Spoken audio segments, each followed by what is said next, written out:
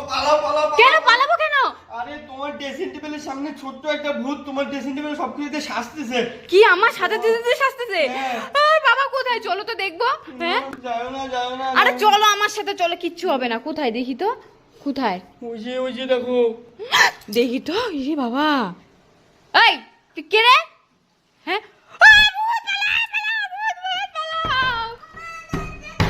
আরে মা মা করছে, মামাকে তাহলে ঘরে রয়ে গেল নাকি আবার? হ্যাঁ দেখি তাড়াতাড়ি।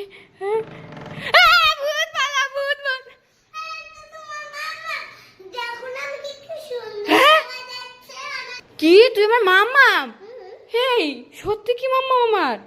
দেখি তো, এই যে তুলসীর মালাটা আছে। হ্যাঁ এটা তো আমার মামা। দেখলে কি সাজিয়েছিস ভূতনির মতো?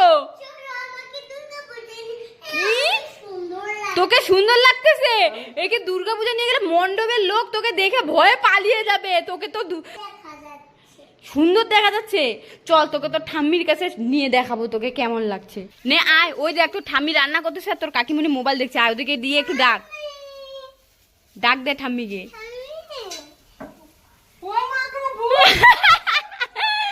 কাকিমণিকে ডাক, দেখ তোর কাকিমণি। এ দেখ তোকে সবাই ভয় পালিয়ে গেছে। আর এটা